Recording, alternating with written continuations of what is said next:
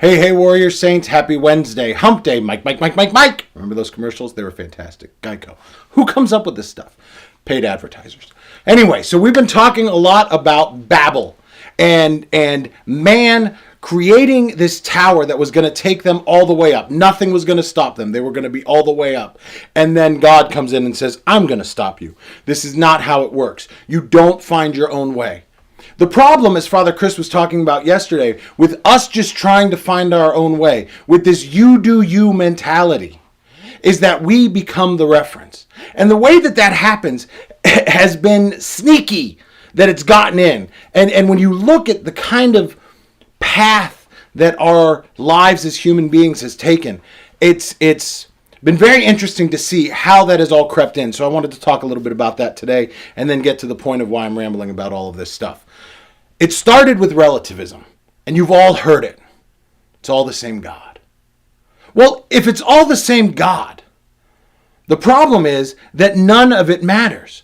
God no longer matters because it's just all the same. And therefore, religion doesn't matter. Church does not matter. What you believe does not matter. So, where do you put your faith? You put your faith if church doesn't matter, if nothing matters, if it's all the same, so therefore it's irrelevant. You put your faith in the secularism. And this secularism creeps in and wants to replace your morality. As Father Chris was talking about yesterday, they want to tell you that they can do this whole church thing better than the church can. And they become positioned in a way that thinks that they can now stand and tell you that they are the reference on those things that are church issues. We see this all over the place. We see this happening all the time. Well, if that's the case, then I don't need God. I just need people, because the secular government is just run by people. And now we've taken God out of the equation completely, and we've moved to humanism. This idea that the human being is the intellectual powerhouse, is the thing that is the reference point, is the only thing that matters. And then it is a very slippery slope, because it takes us, along with this you do you mentality, to realize, well, if human beings matter, I am a human being. And if I am a human being, then therefore I am the one who can dictate what happens and how it should happen. And I become the reference. And now you've got a society filled with narcissists. And if you don't believe me, go to the grocery store. Because in the grocery store, you've got people that are completely unwilling to recognize that there are other people around them. They go and they're driving in their parking spots. And it doesn't matter if they're the ones driving or they're the ones walking. They think that they have the right of way. And no one wants to let each other go. Everyone just wants to go. And then we give them these little metal carts of death that we go and put them in these tiny aisles, pushing these little metal carts, rushing around, and we just go boom, boom, boom, boom, boom. And I just come right out of my aisle. And I don't care who's there or not. I'm going to run into you with my metal cart, into your metal cart, and then we've got chaos. And this is the world that we're living in.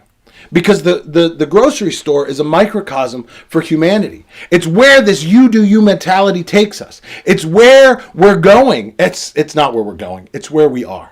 Because we all have decided that we are the reference point. We've all decided that we are the ones who get to make the decisions. That we know better. Dare I say that we know better not only than our fellow man, but better than God. But God provides us another way. A different option. Not the way of the Tower of Babel. Raising up this building, this city, this tower, all the way to the heavens. God provides us with another way that is the path of crucifixional living. That is completely focused on other. That is how we live in community. When we go through this other path that leads us to narcissism, that starts with relativism, secularism, humanism, narcissism, and all of these other isms. And we forget to find God in the isms. We forget to find each other in the isms. We are completely devoid of how to live in community. And over the next couple days, we're going to look at specifically what the church teaches us about those communities, what it means to live in communities, and why community is vital to what it means to live a crucifixional life. Because it is in community that we are completely looking and constantly referring to other. Because we are regularly confronted with other and the needs of other and how crucifixionally we might serve them.